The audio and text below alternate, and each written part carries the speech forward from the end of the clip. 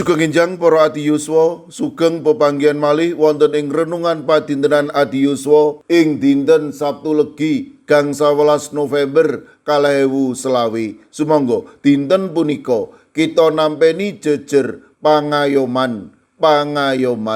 Para adi yuswa, sampun limrah manungsa ngupadi pangayoman ing satengahing pepalanging gesang utawi pangancam manungsa asring pados papan pangayoman ingkang aman.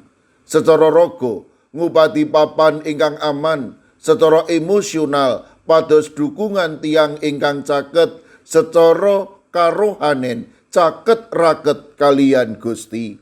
Roma 8 ayat 3:1 kang iku apa kang bakal kita gunem tumrap kabeh mau menawa Gusti Allah ana ing pihak kita, sapa kang bakal nglawan kita?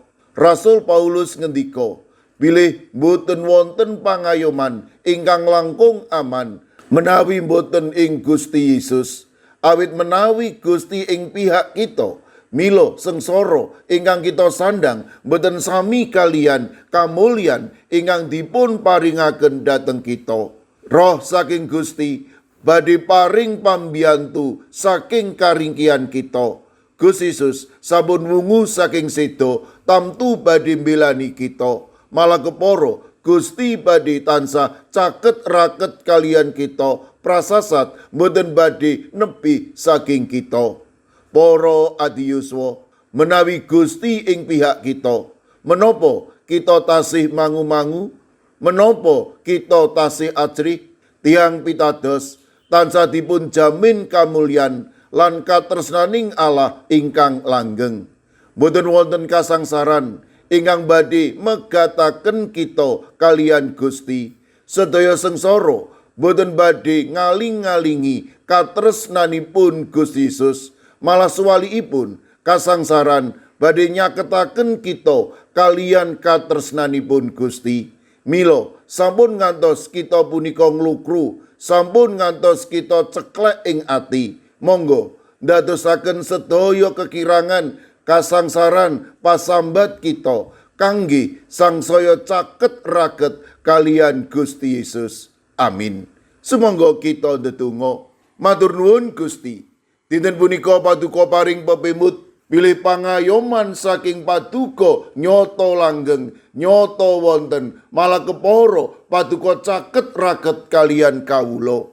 Kawula pasrahaken para adi yuswa dalasan anak putu kawula ing pundiya papan. Monggo paduka ingkang reksa, paduka ingkang berkahi lan paduka ingkang tansah nenuntun wonten ing sedaya lampah gesang. Mirunggan kala pasrahaken sederek kawula Dia Ayu Arinda ing Purwodadi ingkang wedasa mangke nembe nandhang sakit.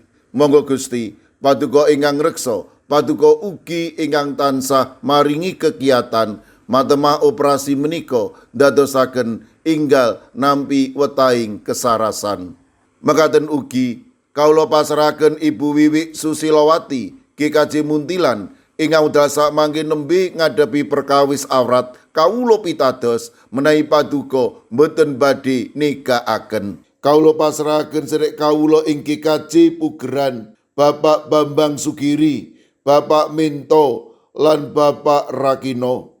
Kawula pitados paduka ugi ingkang badhe maringi bagas kesarasan ingkang wetah. Sawetawis sedherek kawula ing GKJ Klaten, Bapak Joko Suranto, Bapak Harsono, Ibu Tiwi Bambang Sutomo. Monggo Gusti paduka ugi ingkang reksa lan maringi kekiyatan linuwih matemah inggal nampi wetahing kesarasan.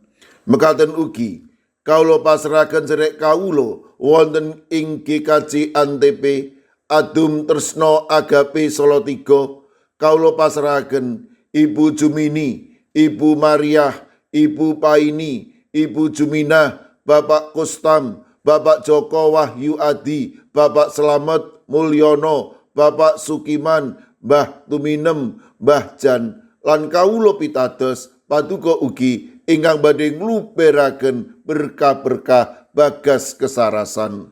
Mekaten ugi kawula pasrahaken sedherek kawula ing GITJ Trangkil, Bapak Ibu Karyo, Bapak Ibu Toyo, Ibu Ngatini, Ibu Nani Cahyono, monggo Gusti paduka ingkang reksa, paduka ingkang paring pitulung, matemas sedherek kawula punika ugi tansah pinaringan bagas kesarasan peparing paduka. Mekaten ugi kawula pasrahaken Ibu Asrori wilayah 7 GKJ Magelang, kawula pasrahaken ugi Bapak Andika putra mantunipun Bapak Kristusianto wonten ing wilayah 6 GKJ Magelang. Monggo Gusti paduka ingkang makarya mademah Bapak Andika menika inggal nampiya wetahing kesarasan peparing paduka. Kalau pasrahaken Bapak Budiono wilayah sekawan GKJ Magelang ingkang dasak mangke nembe nandhang sakit. Monggo Gusti paduka ingkang reksa, paduka ingkang ngiyataken lan paduka ugi ingkang maringi bagas kesarasan. Kalau pasrahaken Ibu Wahyuningsih Wakijan wonten ing GKJ Ngablak ingkang dasak mangke wonten ing pemulihan. Kawula pasrahaken warga GKJ Sragen Bapak Adi Sungkono, Ibu Astuti Purnaningsih, Bapak Warsito Riyadi, Bapak Suyanto lan Ibu Sumiati. Kawula pasrahaken warga GKJ Magelang, Ibu Ediati Sarmo, Mbak Cilik, Ibu Pratiwi, Bapak Mangku ingkang ugi nembe nandhang sakit. Mekaten ugi Ibu Otniel Ngatius ing Wonosari, Bapak Edi Mursetyo ing GKJ Kabluk, Bapak Yohanes Kuncoro wonten ing GKJ Immanuel Solo, Bapak Wijongko ing GKJ Sedayu, Bapak Sudiat, Bapak Paminto Saputro ing GKJ Wedi.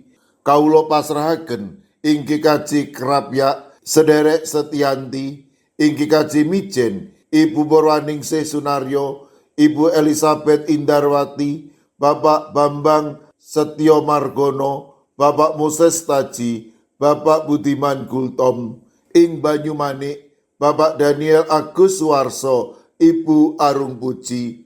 Kawula pasrahaken Bapak Minto Taruno ing Pugeran. Mekaten ugi sederek kawula ing GKJ Pamung Utomo Kalinegoro, Bapak Martiono, Bapak Margono, Ibu Marsudi, Ibu Sri Widardi lan Bapak Harto. Kawula pasrahaken Bapak Wiryo Sumarto ing GKJ Tlepok, sederek Esti wonten ing Wonocatur. Kawula pasrahaken sederek kawula wonten ing Semarang Barat, Ibu Lini Sutopo. Sederek kawula wonten ing GKJ Ungaran, Bapak Hono Hadi Prasetyo, Bapak Resbiarto, Ibu Ratiningsih, Ibu Dewi Teguh, Ibu Kristini Sunaryo, Ibu Suhantini Hadiono, sederek Dwi Putro, Ibu Sugito, Bapak Sembiring, Ibu Surisno, Ibu Munarti, lan Bapak Ibu Tugiman.